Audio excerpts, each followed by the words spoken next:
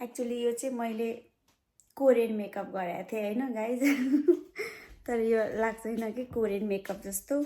So मैले makeup गरेर पनि मैले भिडियो बनाइसकेको छु। अब चाहिँ म यो मेकअप उतार्न जाँदैछु। मेरो मेकअप चाहिँ यस्तो छ, तर लाग्छ त कोरियन मेकअप जस्तो। अझै धेरै यसलाई अब जस्तै भिडियो बनाउँदा इफेक्ट लगाउँछ नि त, इफेक्ट लगाएपछि अलि राम्रो देखिन्छ।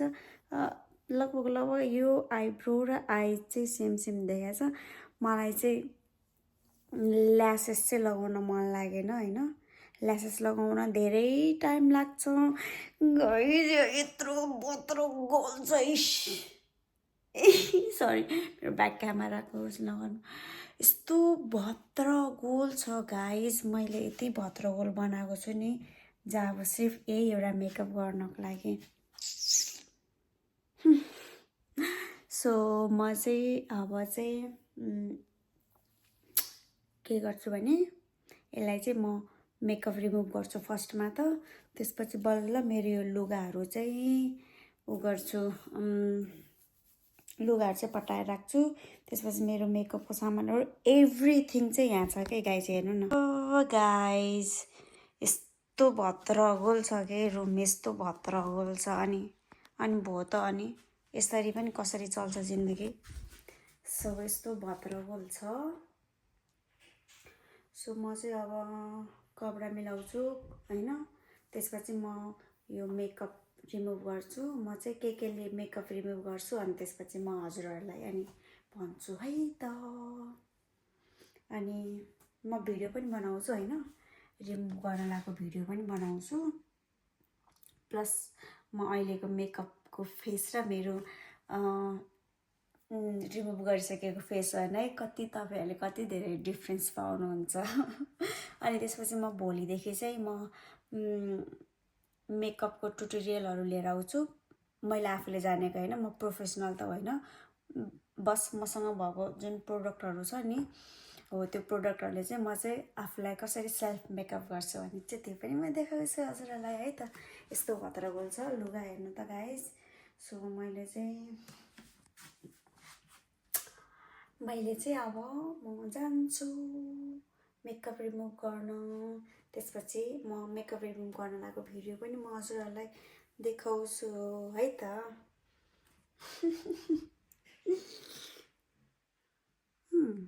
सही भत्र गोल छ। ओके, अब म चाहिँ मेरो यो मेकअप रिमुभ गर्न जाँदैछु होइन।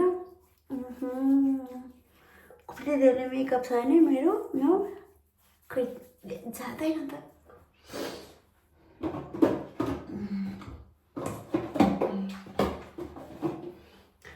फर्स्ट चाहिँ म यो रोज वाटर युज गर्छु होइन। यसले चाहिँ क्लिजिङ पनि काम गर्छ। सो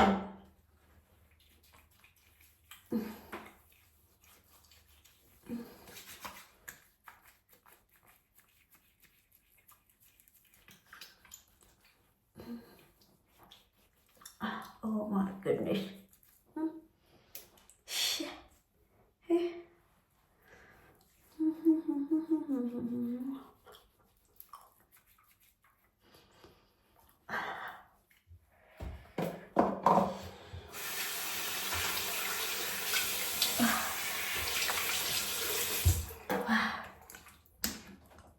अझै पनि गएको छैन होइन मेरो।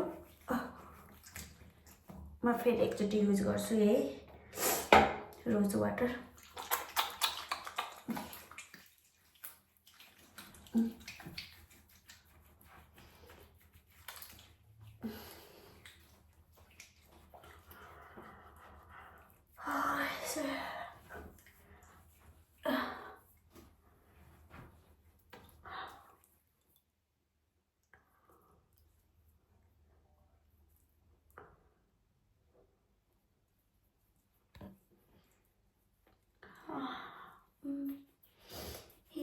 लिपस्टिक लगेर छ। ओके,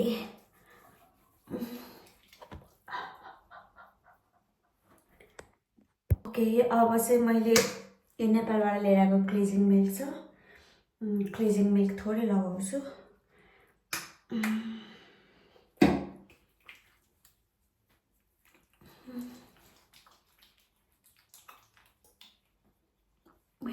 नजानु भयो कि ओठको मसँग धेरै मेकअप रिमुभरको सामानहरू छैन नि त।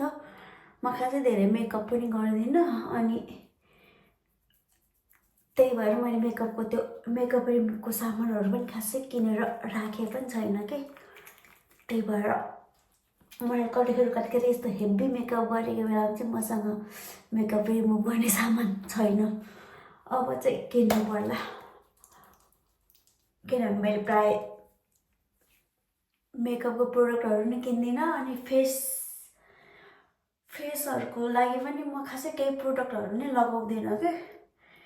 अनि अब चाहिँ सोचिरहेको छु फेसको लागि पनि केही क्रिमहरू मगाऊँ त्यो फेसियल केयरको लागि के।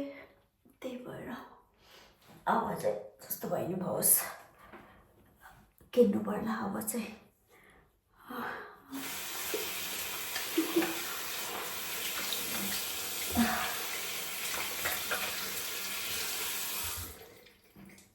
सानसानोमा चाहिँ यो क्लिजिङ मिल्कले धेरै नै मुख धोएँ मैले।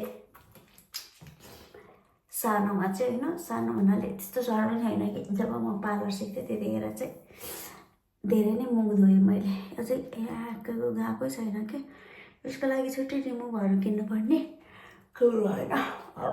अहिले यतिलाई चलिहाल्छ। यति त्यो आँखामा अलिक पुछौँला होइन।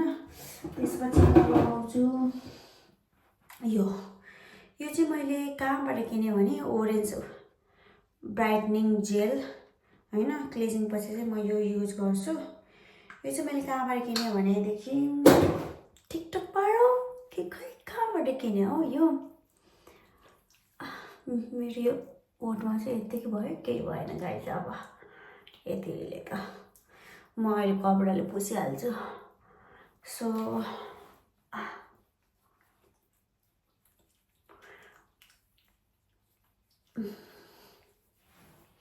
यसले चाहिँ यस्तो निकाल्छ कि खै के हो यस्तो। यो कुनै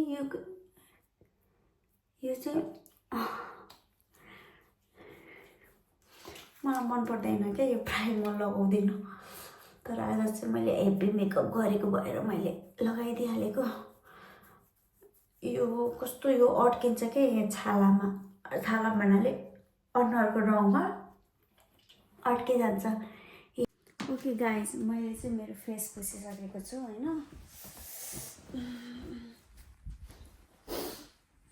मैले चाहिँ मेरो फेस पुछिसकेको छु। अब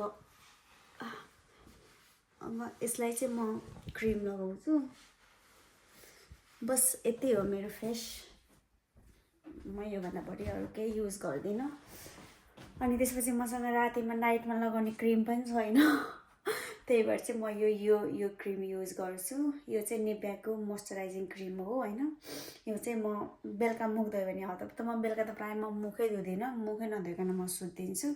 तर पनि मैले मुख धोएछ, इफ मैले स्किन केयर गरेँ भने चाहिँ मैले चाहिँ यो लगाउँछु होइन।